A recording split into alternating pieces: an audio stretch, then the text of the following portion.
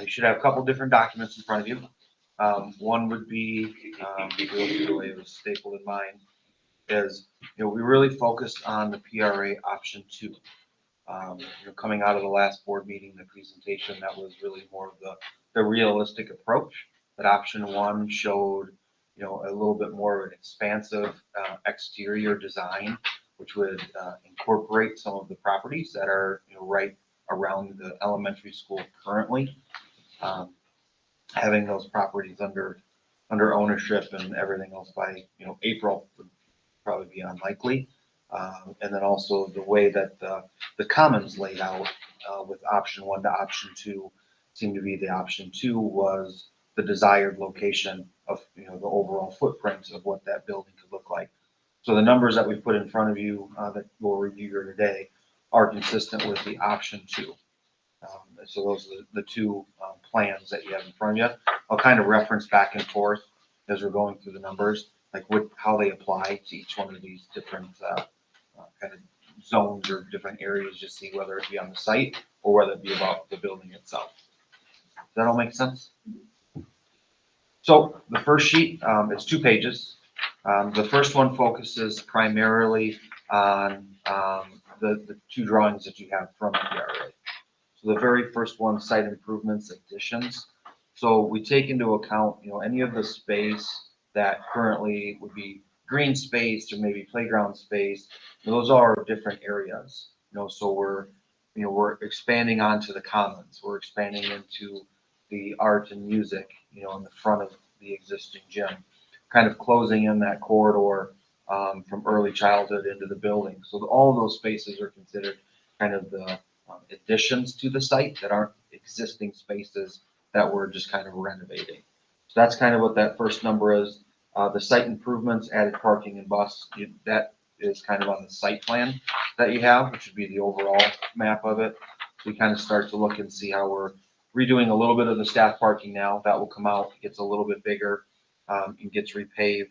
But then the front of the school, as well as everything around the back of the school, all that new entry drive and all that, and all those different areas for the buses kind of all play into there. That's kind of where that site improvement piece comes in. The retention pond, the reason it says area to be determined. So that's something as we get farther into the process, after April, if we go into a full design mode. One of the harder situations for this particular site is storm retention. So you can't just run the stormwater off of your building, just dump it in the creek. You have to do some, retention, allow sediment to come off before it naturally filters kind of into those areas. So we're a little bit constrained on those spaces. We don't know where a pond, or potentially you can do it with underground storage as well. So there's something there that has to get figured out along the way. So that's kind of what that retention pond area is referencing, of how that would get integrated into that site plan. The outdoor amphitheater, that's kind of that nice space that kind of comes right off that commons area, tucks back into kind of that classroom corridor wing that currently looks out over the playground. And then trash enclosure, we got to do some things there, get things screened kind of in behind where the new commons will be, where those trucks and everything will come down. So that kind of covers the site work aspect of, what was in the PRA drawings. I can speak more to the drawings if you want. I know PRA did a pretty nice presentation last time, so I don't want to have to go over anything that you don't want me to. But any specific questions around the site, or kind of how we look at the site plan and how we put those numbers together? So as for the numbers themselves, we use a variety of different means and methods to come up with, the cost that we use kind of per area, whether it be site work or whether it be something with inside the building, a roof, an exterior wall, doors, window packages, kind of all that stuff. We use a long history of historical data, so from other buildings, other projects that we've done. We do all historic or current trending, kind of where the marketplace is right now. As everyone knows, inflation and material costs and everything are on the rise and kind of moving around a lot right now. All of those things are already factored into the numbers that you're looking at. And this is all based on 2024 construction. So the thought process would be, if we go to referendum in April of 23, We would spend majority of the remainder of that year going through the design process. At some point later of 23 or very early in 24 would be when we would start our kind of bidding and buyout process.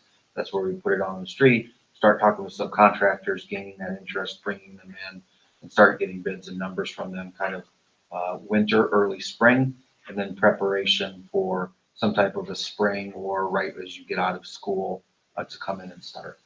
Construction would obviously be some type of a phased approach. We can't get the entire project done in 3 months. We'd be there for an entire year. So we'd probably start sometime in June 24, and then we'd be with the intent. Again, it kind of depends on where the design finishes, but the intent would be that as you open up for 25, we would be completely done and off of the property, and then you would be ready to go. So right in that, 13, 14, 15-month time frame, what we would probably target for a project like this. And some of that has to do with phasing and how we can work that through with the school. We want to make sure that you're up and operational and can still deliver a high quality education. And so we have to kind of move around the schools, how that works out with the classrooms. But that's all stuff that we work out with the elementary staff, as we get there. That's a little bit more detail than you probably need on the money in front of you, but that gives you a little bit idea how we would approach the project as it would move forward and how the numbers. So then we kind of move the additions. That would be more of the colored floor plan that you have in front of you. And again, when we do this, we spent quite a bit of time with the PRA team. What we do is we kind of go through each one of their program spaces and really try to understand what their vision is of what that space would be, at the time that we go into a full-blown design. So as you can see, a lot of your rooms and stuff on here, they're existing rooms. So we look at them in about 3-4 different categories. One is it a light renovation? Light renovation essentially means just kind of a facelift on the room itself. You would paint the walls, you'd potentially redo the ceiling, you'd redo the carpet, but something very basic like that would kind of be considered light. Very minimal light renovation in any of this building. Then you get kind of into the medium, which would be more of a complete interior fit and finish. So new walls, new ceilings, new floors, new lights, and then maybe some casework and doors. And you get into a heavy renovation. So that's basically everything down to the studs, so to say. So you get all new drywall finishes, all new ceilings, floors, the HVAC system, lighting, doors, casework, all of that would be considered new and heavy renovation. And then you have essentially brand new, so the new spaces that are added on the building itself, the addition. So your commons is an addition, the new office space up in the front of the building is addition. The staff lounge, that area is addition, music and art, those are additions. So they all come with varying different kind of, if you will, price points. Obviously the additions, are more expensive than a light renovation. So we spent a lot of time with PRA going kind of through each space and understanding their vision for that space so that we can apply kind of the light cost metrics to that space to get you as close as we can for what their plan will be and what the cost you see in front of us. So in the addition side, you can see the reception office area, which is the upper right dark area, added space, the teacher's lounge, that added space, kind of making that connected corridor that currently doesn't exist. The art and music, which is the new addition on the side of the gymnasium, comes a little bit into the parking way. And then the commons, which is one of the bigger additions on the back side of the school, which kind of has that two-story effect to it. So those are kind of the addition areas that we've taken off from the plan. All still making sense? Okay. And then the renovations, that's where you get into that light, medium, heavy. So you break it down into kind of educational space, because those spaces tend to have different price points along with the style of renovation that you're doing to them. So gymnasium, obviously that's a bigger box. There's not as many walls in it. So that kind of comes at a different cost. Early childhood, special education, the elementary classrooms start to make up all kind of the blue spaces that are in and around the building, office, toilet rooms, storage, mechanical, receiving. Those are kind of your back of house spaces. Tend to be a little bit less on what you spend money on from a renovation perspective. Corridors, collaboration, and library tend to be areas that you focus on a little bit more because they're thoroughfares and then places that people congregate a lot in, or you may hold meetings like this in. So you tend to do a little bit more in those spaces to bring them along. So you can see the subtotal costs in there, and at this stage, because it's so early, we do like to range it, so you can kind of see a low to a high range. So we'd expect the cost, in 2024 to be within the range of the 26 to the 28.8 in there. The second sheet, as we work our way down to kind of get to the grand total of it. So we did the facilities and maintenance report and budget a handful of months back. We came and presented that. So there's a large chunk of those items that are already built in that we would assume that we would do those as part of your renovation projects, kind of to the interior of the building. But we don't capture all of them.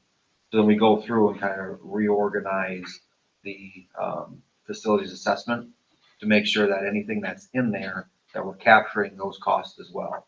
Because, if we're gonna come in and do this, we wanna do everything all at once, right? You don't wanna say, per se, come back in 5, 6 years and say, okay, now we're gonna do the roofs. Instead of doing it now, when you got the whole building under construction. So it makes sense that you try to do everything all in one shot. So we took those years 1, those years 2 through 5, years 6 through 10, pulled out anything that was already covered, kind of in the first page, and only left in the outstanding items that we would want to do, basically bring the building up to essentially the entire space would be brand new. So any of the mechanical systems that got missed in the first plan would get captured and picked up through all the referendum, or all through the facilities maintenance pieces, get all captured into one referendum amount. So then when you come all the way down to the bottom, you got 2 different totals. The first total on the first page is for kind of the 2 pages of plans that we have from PRA.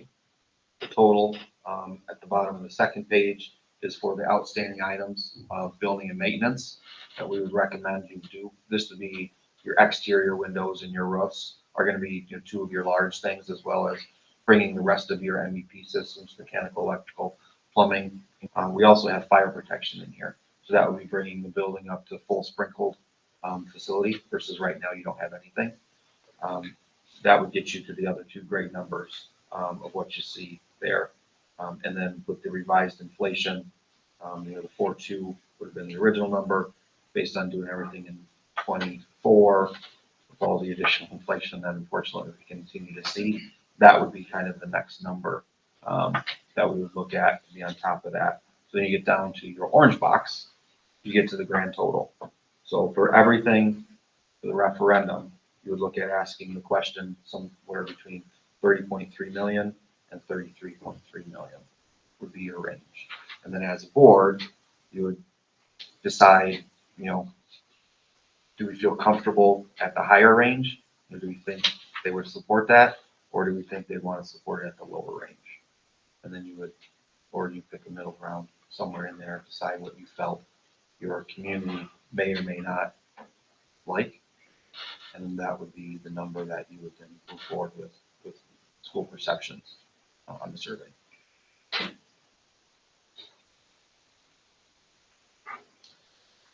I don't know if school perceptions does ranges. That'd be a question to ask them if they've ever ranged the survey. Say, would you support a referendum that has a range of this to this for this? Or if their process says that they're better off just giving a number. That might be a question for them.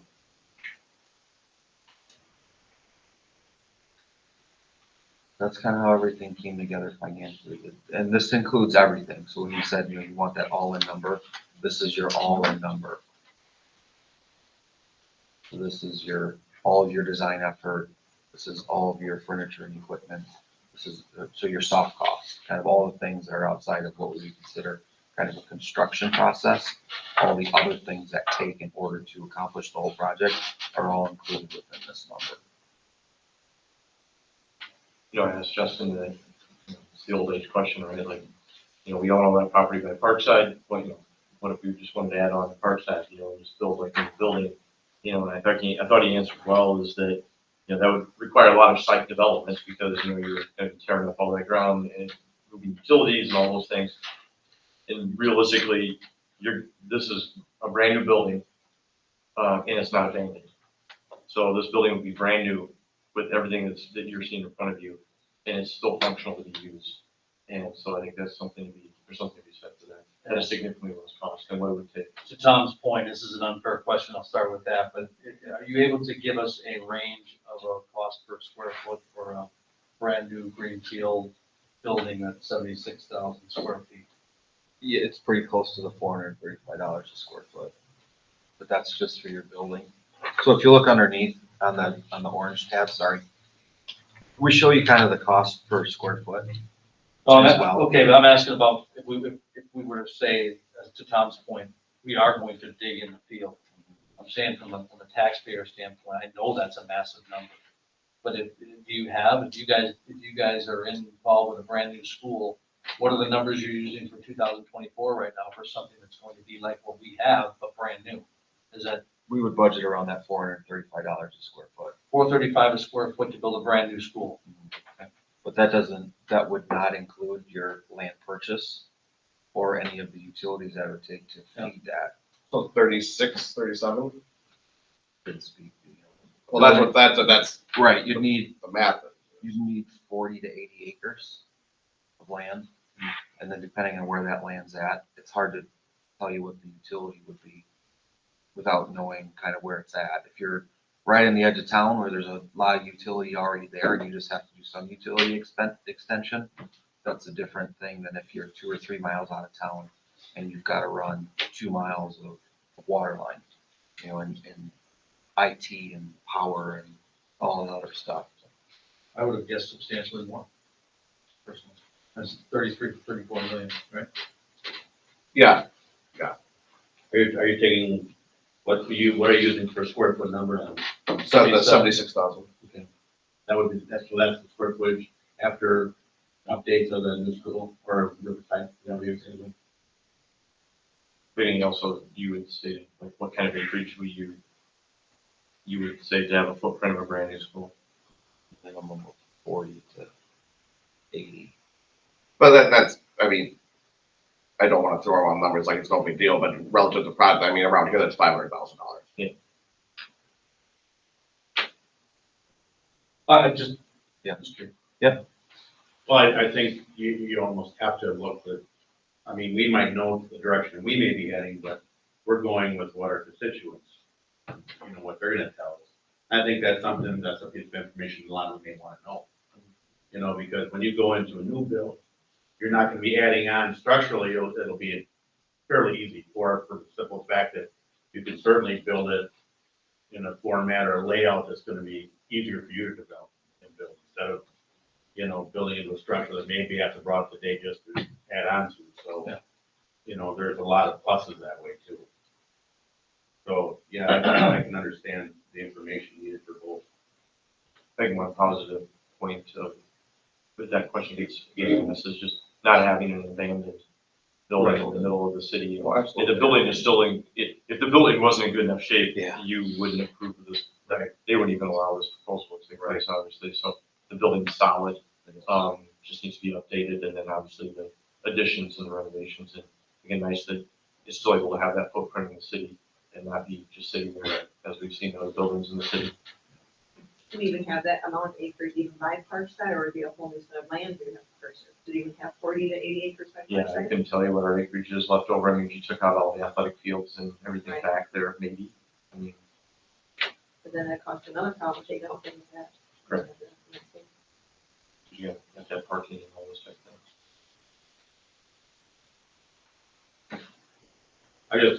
I just, my only concern about, Riverview Road has been the restricted area.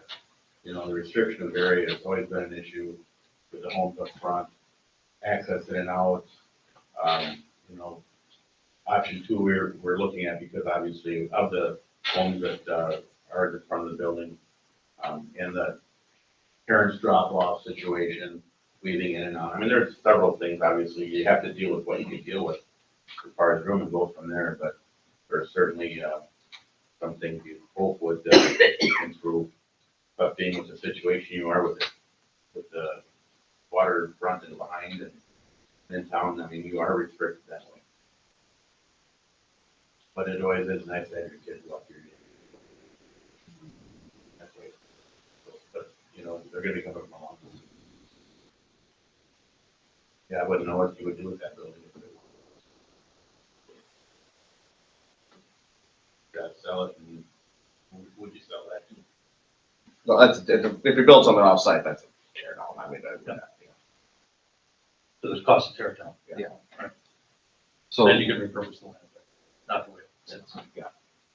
we did just coincidentally, did a very similar scenario to what you're currently talking about, the Lodi School District.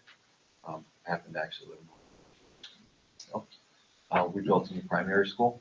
They abandoned the primary school, the current one, and they tried to sell it. Couldn't get anyone to buy it. They ended up getting a developer out of Madison to pay $1,000 for it, so that the school could get it off their books to stop maintaining it. We looked at tearing it down and trying to turn it into a green space.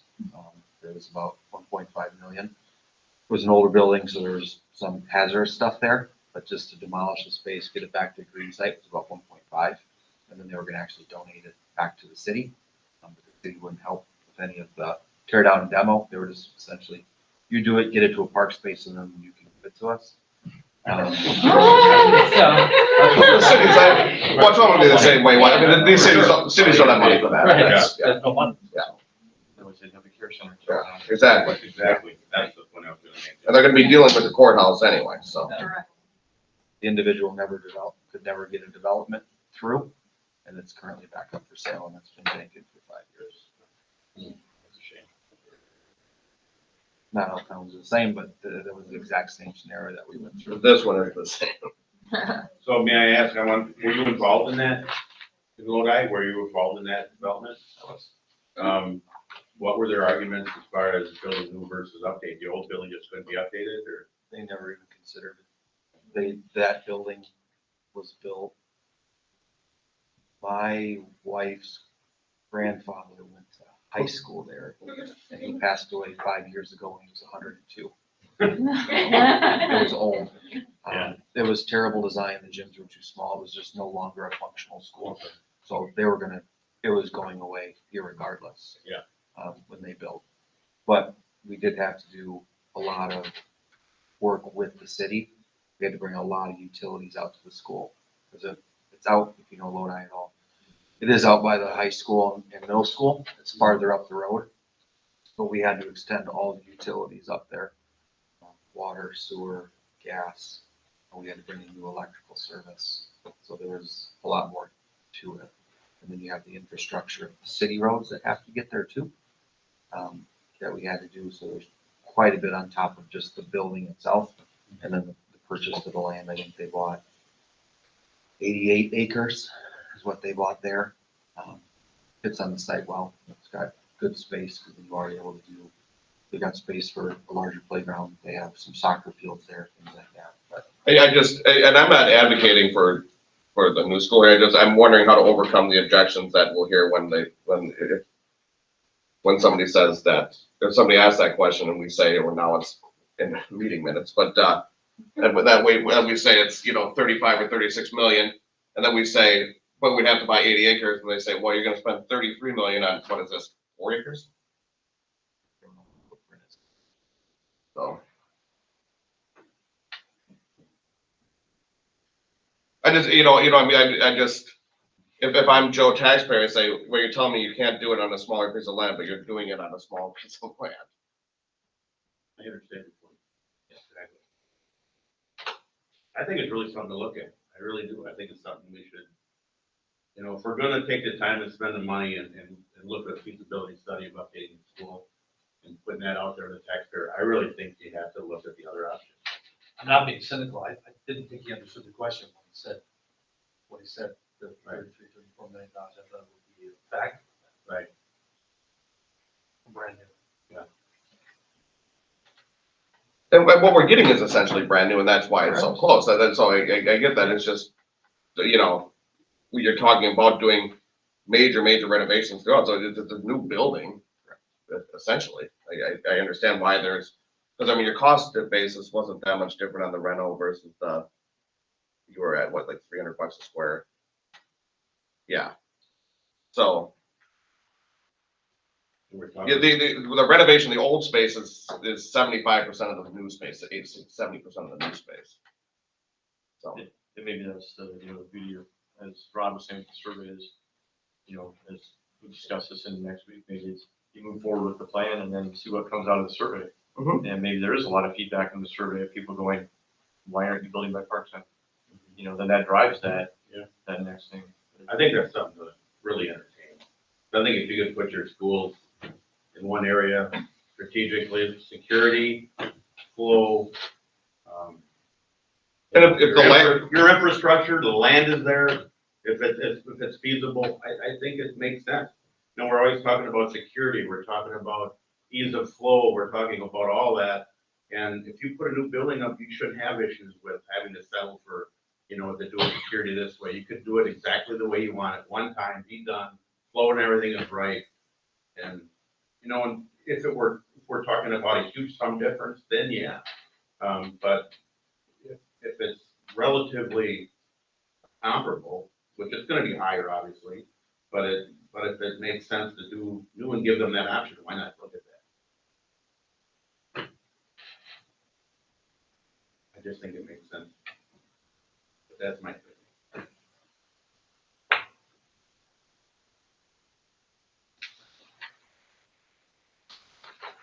Any other thoughts or comments? I do agree with Tom, though. I think there's a ton of value in not just letting a dilapidated building sit in town. We could, You wouldn't be able to do that, right? you would have to budget in the cost of So- demolishing. Right. Abolishing a green space. And then, There you go, city. and then I think you'd have to look at maybe, I don't know if the city would be involved, but it might be a piece of property you could lot and sell on for residential too. Yeah, or somebody. Right.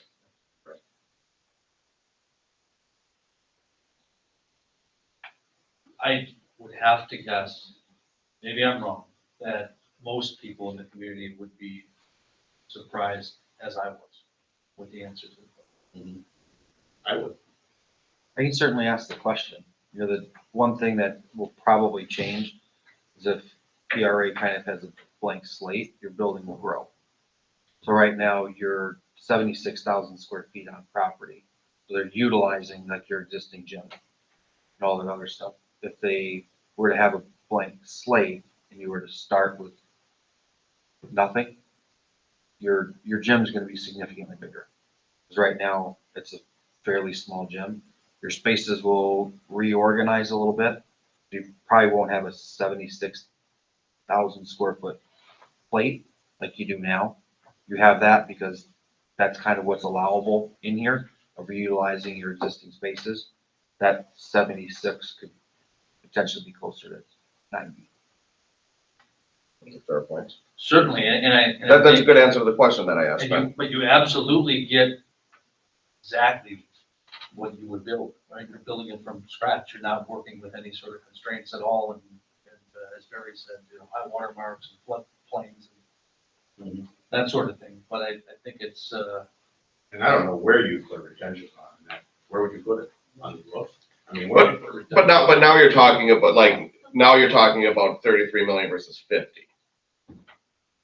well, yeah. I mean, I think we have to figure that If it out. goes- I mean, if it because goes you're gonna to go- 90,000 if you're gonna go square feet. 90,000 square foot, are you going with two-story? Right? I mean, are there economies of scale there? I don't know. I don't think we've talked about that, but, I think the taxpayers at some point, somebody should ask the question. If you have 33 and 43 for new versus old, maybe they have an opinion.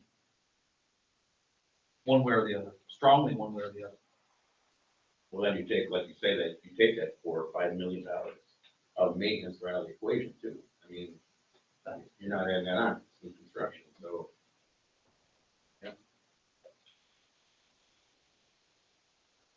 I think the survey will give us some answers that what they're feeling, and we have to wait till that comes in to have the discussion of the what if next steps and see what it says.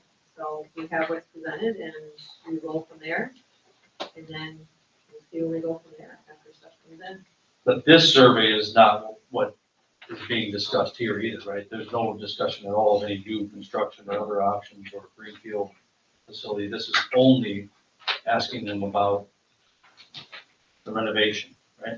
Well, there's two separate questions. The one is asking them, are you willing to, go through the issues that we're seeing? But then, yes, the other one's also get the money and so forth. We would get some information around, they don't wanna address the issues of the building, but I guess I would support a friend, which would be very odd, it's money.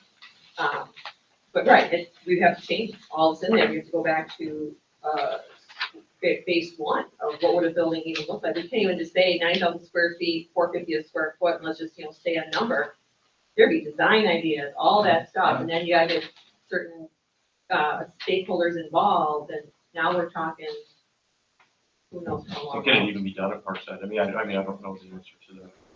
If there's, I don't think there's enough land at Parks. I think there'd be another You have to acquisition. purchase. Yeah. Probably across. so then it goes against what you said, Brandon, trying to centrally locate everything. You're not really centrally locating. There are two open-ended questions that Rob really didn't bring up on the survey. I don't know if you saw them or not, but at the bottom of page 3, it says, is there any information you would need before making a decision? Yep. So what? And if you would not support the referendum, what are the primary reasons? So, I mean, that would be the opportunity for someone to say, why aren't you looking at building a new building? Yep. So that there is a chance for that to be said. You guys aren't voting on this tonight. I mean, this would be. And I'm not necessarily gonna advocating for it, I see it being, when somebody asks the question and you say it's, not terribly different, yeah, There's gonna be a lot of people aghast by when they look at an update to a building for, 'cause they just have no idea of where things have gone. Well, it's just naivety more than anything, they just don't know.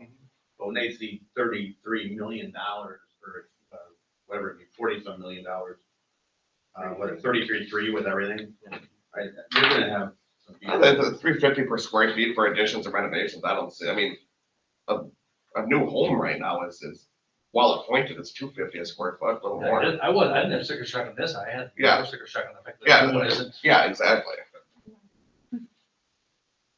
But you are talking though, with what you're saying though, you wouldn't build it for, like you said, the 76,000 square feet, then you're talking, we said, 9,000 square foot, maybe utilities, land, excavating, sale of the land. We're talking, I think it was through a number, it could be around 50,000, so now we're saying 17 more, million. Yep. 17 more million. I think our first one is probably why we didn't think about building new, we wanted to kind of use what we have, I think. So, yeah, I mean. Well, you're still thinking about the taxpayer lot. Yeah, right.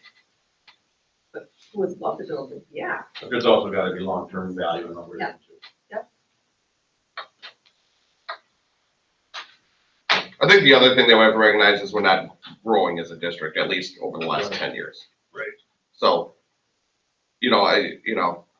whether or not we will or won't over the next 10 years, but trends, it's not trending that way. And nor are other rural districts. So, I don't know that there's a lot of value in building for an extra 100 kids in that school. I mean, I think that won't happen in my lifetime.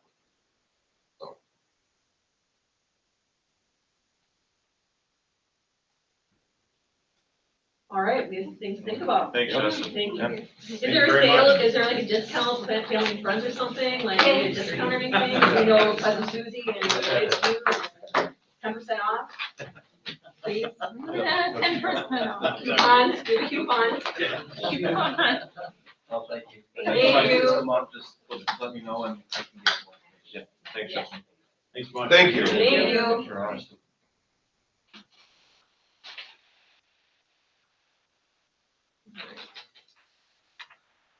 Item G, administrative reports. Tom, anything to add to your report? Just on my board report, I had mentioned that we were looking at hopefully doing some COVID-19 testing at the World War II Memorial, or came up with a little barrier on that, so you're scary had to go back to the drawing board. So as of right now, I'm unsure if we're gonna have testing available for students and staff. Or she's gonna have to work out the logistics, just so you know. I'll keep you abreast. All right, my time to turn around here. This is the Dare Down contest. So, hi Joel. Yeah. Kayla, anything to add? Yes. What do you want to add? Brett Granite is super excited to have one of our very own West Palma grads, Maria. She will be our 4K teacher. Penny. Penny. All right. Jewel, anything to add? Yes, pending approval. I also have, our new kindergarten teacher here, Lloyd Curtin. She will be joining us from a parochial school in Rapids. Welcome. All right. All right, let's hear back row Jen. Anything to add? Just a couple things, obviously, we have pending your approval, a new English teacher at the high school, Casey McGlynn, so she's here, want to welcome her. I just wanted to let you know that, Crystal has updated our new assistant in the high school office, updated the South Central Conference schedule, which is a scheduler for athletics that Adam uses, but all the events from parent-teacher conferences to reviews, concerts, to grants, whatever's in the district calendar is all in that spot now. So if you want to see something, it's all right there. There is an And app. then Katie linked it, we just used Katie's calendar, and Katie linked it to the Katie's website. calendar. Katie calendar. Michael, anything to add? No, going good, you're saying? Going well. Hear that. All right. That's for his first admin meeting. Oh, okay. All right. Adam, in the sports world, what's going on? Well, I put it in the report, but yeah, athletics have not got full swing. We're starting football scrimmage, we got all sorts of stuff in August. We're gonna have the first meeting at Parkside for parents this year. So we have that next Monday, so full swing of athletics starting up here real soon. Awesome. Here, Doug's not here. Yeah. You gotta go to Jim then. Yeah, Anything met to add? with- just got to be able to connect with Doug for the first time today, which is great. He's gonna be a great addition to our site. But at this time, nothing else to add. All right, great. Sierra, no, Sierra. All right. She's right. All right, Sierra's here. Eric, your report was really small. I'm shocked. Yep. It was like 4 pages of all these numbers. No, right now it's really busy. If I think Caitlin put it best, if you go into every building, you probably see one of my messes right now. So we are feverishly getting ready for the beginning of the year. We'll get there, right? Well, you bet. Yep. Okay, all right. And Cindy, anything to add? No. We have money, we have money for a building? Well, we spent a lot of money last year. Okay. Cut off, right? We're not. All right. Board members, anything to add, board members at all? I will be gone next. And then hope tomorrow. I will not be here today. That's good. Hopefully Dawn will be back for that. If not, I can always drive back, but we're staying there. Enjoy it. Figure it out. That's right. All right, nothing else. Moving on to item H, consent agenda. 1, minutes. Looking for a motion for item A, July 11th, 2022 monthly meeting minutes. Motion to approve. Second. Motion by Jeanette, seconded by Karen. Any further discussion? All those in favor? Aye. Opposed? Motion carries. Item 2, staffing. I will entertain a motion for item A, 1 and 2, and B, 1 through 13. Second. Motion by Ross, seconded by Adam. All those in favor? Aye. Opposed? Motion carries. Welcome, everybody. You're official. You're free. All right. Item C, policy, item 1. The Macomb Roosters PAC Executive Director looking for a motion. So move to approve. I'll second. Motion by Barry, seconded by Jeanette. Any further discussion? All those in favor? Aye. Opposed? Motion carries. Item C2, the Macomb Roosters PAC Box Office Supervisor looking for a motion. I'll make a motion to approve. Second. Motion by Jeanette, seconded by Adam. Any further discussion? All those in favor? Aye. Opposed? Motion carries. Item I, action items. 1, business and finance. I'm looking for a motion for item A, approve the July 2022 Treasurer's Report. Move to approve. I'll second. Motion by Adam, seconded by Jeanette. Any further discussion? All those in favor? Aye. Opposed? Motion carries. Item B, approve the vouchers and payroll. Looking for a motion. So moved. Second. Motion by Adam, seconded by Barry. Any further discussion? All those in favor? Aye. Opposed? Motion carries. Item C, approve the extracurricular coaching pay increases. Mr. Vaughn examined, when coaches were hired, were they giving credit, for all coaching that they had done, and some coaches hadn't, and again, no one's fault, there just wasn't really a protocol for that. So these, increases will get them to the level that they belong at. There will be no retroactive pay, but it will get them at the correct level for this school year. Move to approve. Second. Motion by Ross, seconded by Barry. Any further discussion? I don't know if you guys saw it, it really only affected a handful of coaches. Yeah. We're talking about hundreds. So, yeah, so. All those in favor? Aye. Opposed? Motion carries. Item D, information only, Fund 46 transfer. As you know, we saved some money from last year to put forward to this year. I added another 100,000 to it to put a total of 400,000 into the Fund 46 fund. Had to be done by July 31st to be booked to last year. And I'm looking at it now as I've gone through preparing for the audit. We probably dug into fund balance this year. And so Tom and I talked about it, should we reverse that, and we decided that it was a good place for that money. It's still ours, it's just in a higher money interest period. And you don't penalize for using it, and, So that was information only. Any questions or anything for them? All right, moving on. Item 2, policy A, approve the revision to board policy 6424, purchasing cards, first and second consideration. So Sarah Johnson was going through the policy, as she was working on P cards or purchase cards. And she saw that, it's stated in the policy that we would provide no individual cardholder information when we do issue purchase, cards. However, that's untrue. We do have to give them date of birth, in order to set up the account. So I wanted to make sure that we had, correct verbiage in there. So we provide minimal individual cardholder information that is deemed necessary to open the P card account. First and second consideration, just to make sort of that quick adjustment. Move to approve. All right, so Adam, and seconded by Barry. Any further discussion? All those in favor? Aye. Opposed? Motion carries. J, board governance. 1, district administrator report A, the distribution of the ESSER 3 budget. Sarah will be presenting. They give you 2 pieces of information, one that is generated by DPI and one that is a little bit more user-friendly for you.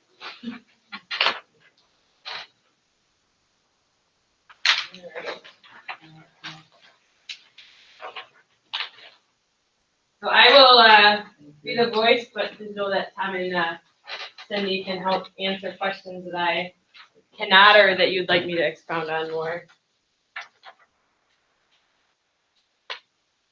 All right.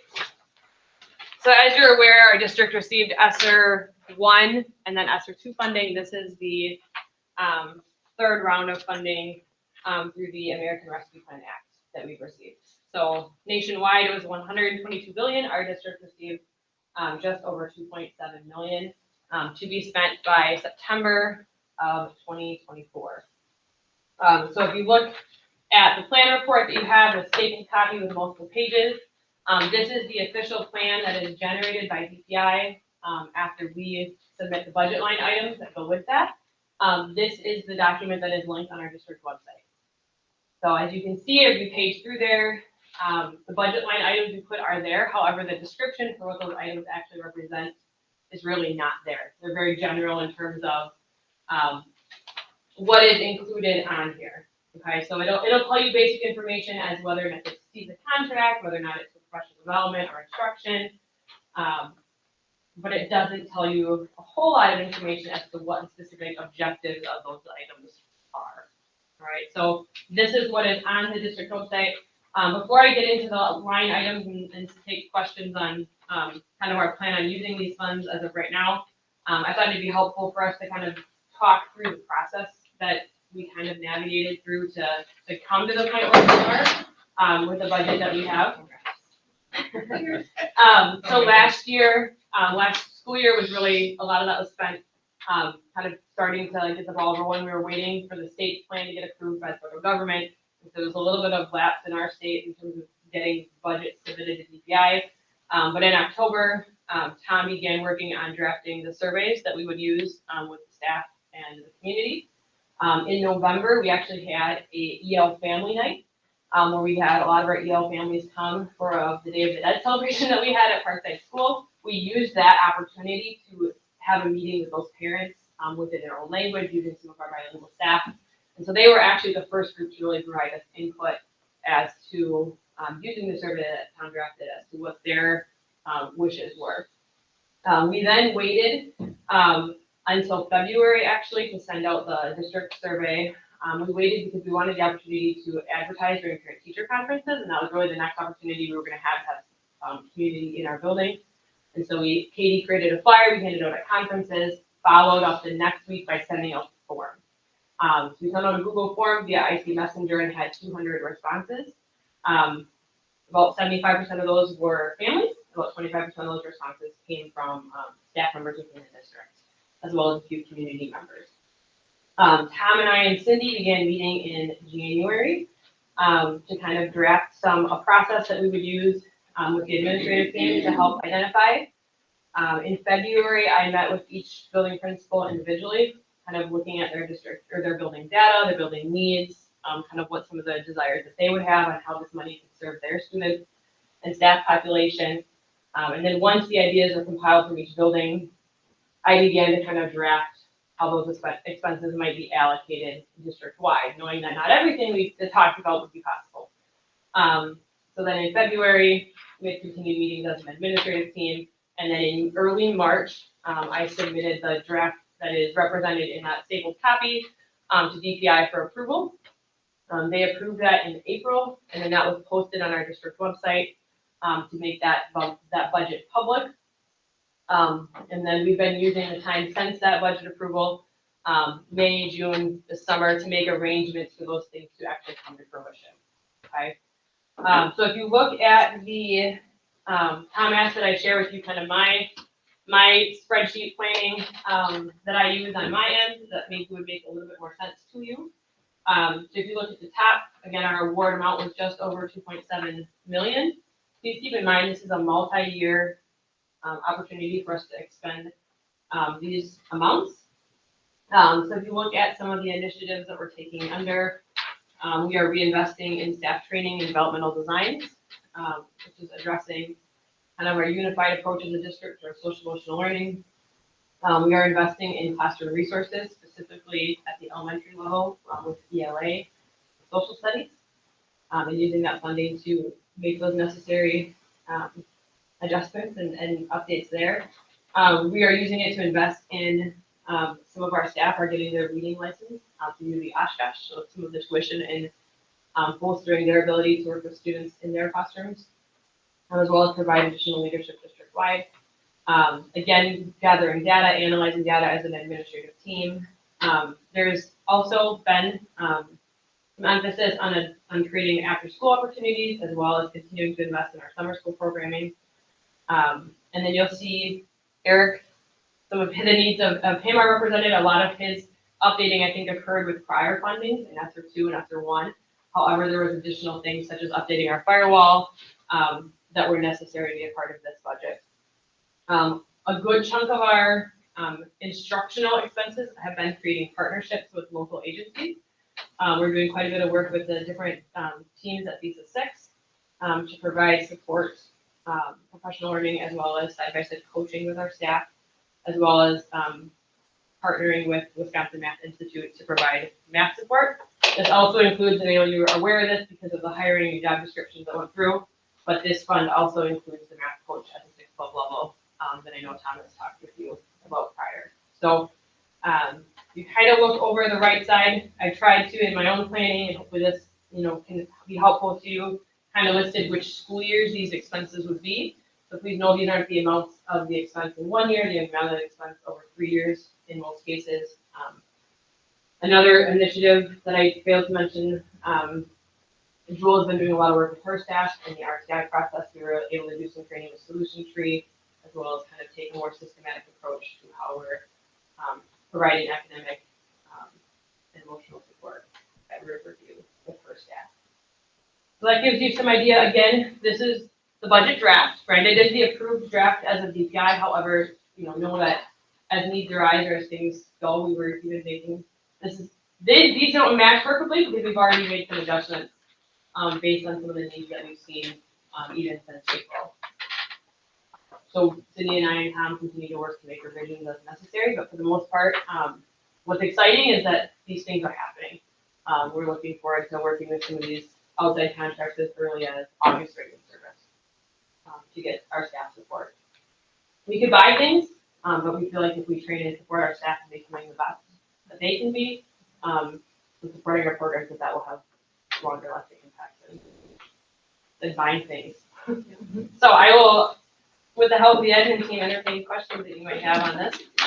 I've seen some of you making notes. I'm curious how we can understand. Just a comment, this board has, I think, over the past year, emphasized the need for some investment in the math department at the high school, and I appreciate seeing that 12 or 13% of the money here is being invested in that over the next 3 years. So I appreciate that support and recommendation.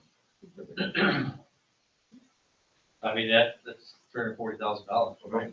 And I guess the question I have, and I don't expect an answer, maybe somebody does know, of this $2.6 million budget that's spent over the next 2 to 3 years, we'll call it, how much of that is one-time cost, training cost, versus what are we living with? Because obviously the math coach, and that is going to be ongoing. Yep, that's Do a we very have fair that? question. I would say, and Tom or Cindy or someone else can add into this, but I would say some of this money is going towards staff compensation, and that was something that you talked about. So for the years of the ESSER funding, those raises in staff salary will come from here. Obviously, after this, those raises will continue to need to be spent elsewhere, right? Those aren't meant to be temporary. Another thing on here would be some increase. There's a tiered approach that's been put on to the substitute teacher costs, right, to try to recruit and maintain effective substitute teachers. That's obviously just a little raise. That's always an expense we have, but we've raised that a little bit. And then you're right, the math coach position is something that, we'll have to continue to evaluate what that role looks like. Other than that, I mean, the resources that we're adopting, obviously that's not something Caitlin's not gonna want to do over and over, right? We're gonna make sure we get some good resources to start. I think the developmental designs training is something that we're reinvesting into. And I was able to attend in July with some of the staff, and I again was reminded why we invested into that in the first place. So I think we're gonna have to carefully evaluate which of these initiatives are always initiatives and which of these initiatives we might scale back, right? We're really excited about the coaching relationships we're establishing, specifically with some of the people at CC6. And obviously we're front loading those with the funds that we have. I think we'll want to maintain those relationships to some degree, but it's going to have to be scaled back because the funding that we're using to kind of front load those relationships will go. So we will have to prioritize, 2 or 3 years out from now. And I think we're entering this with that mindset because that's the reality of this, right? I don't think the state is always going to, or the government will always continue to provide these sums of money to us, but we want to take advantage of them when we have them. You also, Sarah, mentioned to us that it also is freeing up some title funds that normally you might have spent on these things, but we can carry those title funds over, correct? Yeah. I mean, we've reshuffled a little bit of the expenditures that we have. But one thing Cindy and I talk about frequently is and with the building principals is, we want to make sure that the things that are ongoing, right, that we fund some of those things in that money so that we can anticipate, we don't want the building, to get comfortable with these expenses will come back, right, or that we will be there. Really, the only So- staff member that's in here is the Right, that would be the only, that would be the only internal hire that we would be making with these funds. The rest of them would be a little bit of an increase, but in reality, I feel like some of those increases are just to keep competitive. They're not necessarily, more than that, I guess. The staff compensation, which is the 458,000. Again, that was, all increases in pay for this 22-23 year. You can use funds from ESSER 3 for recruitment and retention of staff. So it's perfectly legal. It helped take that off our backs. It's bearing on our backs for next year as we speak. So I mean, that's not, we're gonna have to talk about that, obviously as we get into the fall here, late fall, of what that's gonna look like for next year, for 23-24. But for at least this year, we were able to gain some respite from that inflation, that we. Well, kudos, I think the board, we've discussed this early on with all these awards and grants, that the goal was to make sure the real sin would have been we sit here with a 2.7 grant and we've got money left over, we really don't. Right. So I think that challenge was accepted. You guys did a great job of delivering it legally, but maximizing what we were given, and that was the exercise. Mine was really busy. One, excited, did so much instructional, support. That was awesome. Of course, I put a big star by the classroom library. I'm trying to take a pitter patter right now. I'm pretty excited about that. But being across districts, my third point is there's so many districts that are not putting it towards, they're doing the minimal amount that they have to towards instructional, and they're still doing air quality control, all those types of pieces, which, certain funds can be used for that. And kudos to our admin team and our business manager and so forth, though. We don't have that right now going with ESSER 3. It's really sad across some districts right now. Theirs looks nothing like this at all. So, So one of the things that Nicole is referencing is, if you do look at this packet that's a little bit more cumbersome, on the back of the front page, it talks about EBIS, or evidence-based instructional improvement, or evidence-based improvement strategies. We were required by law to use 20% of the money that we were given towards instructional improvement. And there are things, I think, that are even outside of that 1.344 million that I feel like probably could have been quoted there or argued to be there that aren't. So we are spending, I would feel comfortable saying we're spending well over half of that money towards those, when we've only been required to spend 20%. So that's what we want. All right. I think we took care of a lot of those other structural issues with ESSER Yeah. 1 and 2. Right, that's, Got that out of the way. And to me, this was used is really for recovering learning. I mean, and trying to shore things back up again. So that was sort of our intent. awesome. Thank Very you. good. Yep, great job. Item 2, discussion only, legislative update. I just checked, I got a message back from Mr. Ball, there's really nothing new on the front as What's far going as on? legislative, as far as the state. I don't know if you have come across any of that. Yeah, I mean, there's starting to become some fear of inflation and lack of revenue coming into the public schools. And then the numbers that people are seeing of 8%, over 8%. And, Green Bay, I think, came out today and said, based on where they're at, they're looking at, I think it was either 35 or $43 million operating referendum just to exist, because, their student population is declining, steady declining, no new revenue, but yet now they have this 8 to 10% cost that they don't have money for. And this isn't done. The reason we didn't get any new revenue is because we were told to use your ESSER funds to do that. Well, we sort of did, but okay, this is it. I mean, this is we no longer have that. So I think they call it the fiscal cliff. You don't give that percentage increase every year to the public schools, you really never get that back.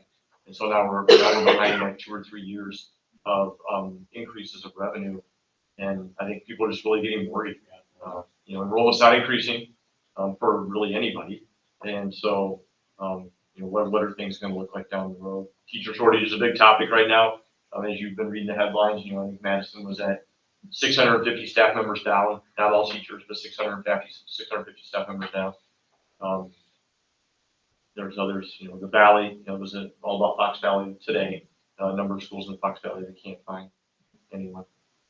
So I think those just some things that are starting to weigh on people a little bit of like, what's this look like? What's the end game of all of this? And what's it look like 4 or 5 years down the road? we just keep forging ahead, right? Barry's gonna do choir and. And that department shortly. Okay, those positive notes from legislation. Yeah. Great. Okay, so discussion only, a second August board meeting is being suggested. Yeah, so in order to approve the survey with the figures that Justin stated, and then Cindy and I meet with Lisa Boyson from Bayard on Friday, and she'll have the mill rate figures for us.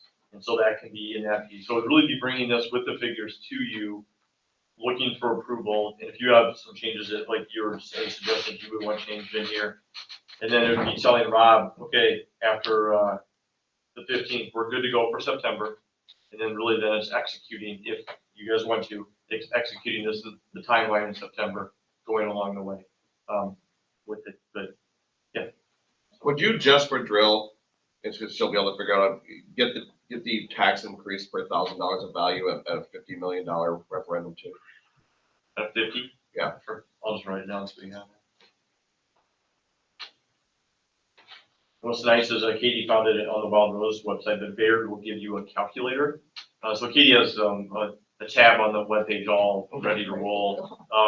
And once, if we work with Bayard, they'll give you a tax calculator, so you can put in your property value, and then it'll calculate what this is going to cost. The taxpayer, so. But yeah, just curious. Item K, board suggested future agenda items. The work meeting then would be on Monday, August 15th, this next Monday at 5:30, right here where we are. And then the next monthly meeting will be on Monday, September 12th, 2022 at 6:15 in the Parkside School Library.